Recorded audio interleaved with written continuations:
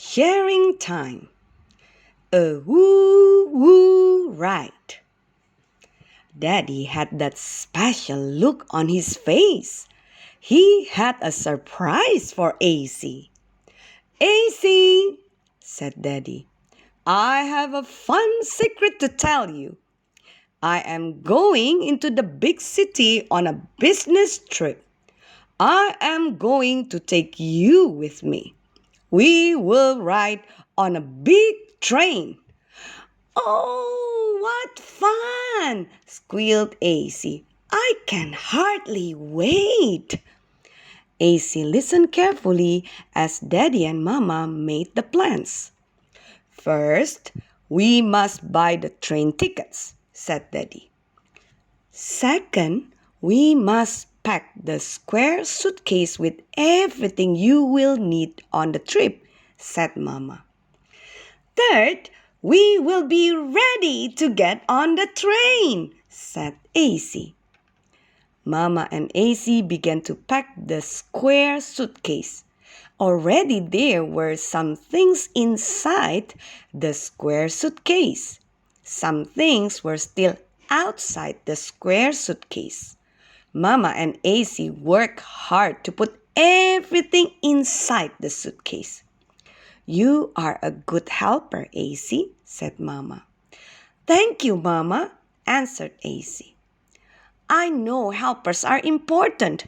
Last week we learned about church helpers.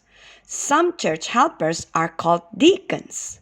Some church helpers are called ushers. In our Bible story, we learned that Stephen was a faithful helper for God. Soon, everything was ready for the train trip. Daddy, Mama, and AC were ready. The square suitcase was ready. There was nothing missing from it. Daddy put the square suitcase in the car and off they went. At last, the family was at the train station. Woo! Woo! AC could hear the whistle far away. Woo! Woo! The big train whistle blew loudly as the train chugged up the tracks to the station. Screech! Screech! Chuck-a-luck, chuck-a-luck, chuck, chuck, chuck. The train wheels made a funny clicking sound as the train slowed down. Shh, shh, shh. Then the big train stopped. Swoosh! The heavy train door opened. It was time to say goodbye to Mama. AC hugged Mama. Daddy hugged Mama. Mama hugged Daddy and AC. Then Daddy and AC got on the big train. AC remembered to use good manners.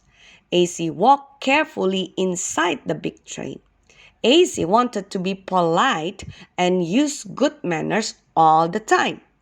Daddy and AC rode until they began to get hungry. Let's eat, AC, said Daddy. How can we eat on a train? AC asked Daddy. Daddy grinned at AC. Follow me, answered Daddy. AC followed Daddy as he walked through the train to the dining car. AC had a funny feeling in his tummy as he walked inside the train. AC could hardly keep walking. AC thought the floor of the train was jumping up and down under his feet. Daddy, AC laughed as he caught hold of a train seat to help him walk safely. Walking on this train reminds me of some games we played at school. We acted like kangaroos and boink around the learning center. Then we followed a swinging ball with our eyes and passed a balloon to our friends in all sorts of funny ways. It sounds like you practice for walking on this train, Daddy answered as he gave AC a big Daddy pat on the back. As AC followed Daddy through the different train cars, AC remembered the Bible story about Peter following the angel out of jail. Soon, Daddy and AC came to the dining car. The dining car was all decorated with mobiles that wiggled as the train moved. "We made pretty mobiles in school last week, Daddy," AC said. "Our mobiles had suns, flowers, leaves, and snowflakes on them. Our mobiles reminded us of the 4 seasons." "Maybe I can find a table with a pretty mobile above it for us," said Daddy. "AC, please wait here near the door while I find a table for us." Just then, 2 boys walked by AC. "Come with us," said the boys. "We are going to play games." "No, thank you," AC answered politely. "I told my daddy I would wait right here for him. I will always do what my daddy tells me to do." The boys ran off and laughing. AC had a happy smile because he had obeyed his daddy. AC was glad he had done right. "I heard you talking with those boys," Daddy told AC as they sat down at their table. "I am proud of you, AC. You did the right thing. Now let's see what we may eat for lunch." AC knew how the table should be set because he had learned how to set his little table in school.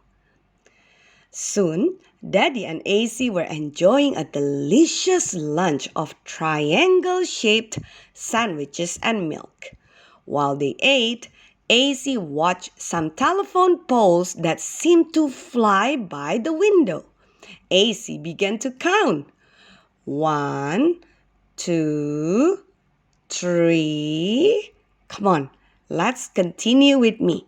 4, 5, 6, 7, 8, 9, 10, 11, 12, 13, 14, 15, 16, 17, 18, 19, 20, 21, 22, 23, 24, 25, 26, 27, 28, 29, 30, 31, 32, 33, 34, 35, 36, 37, 38, 39, 40, 41, 42, 43, 44,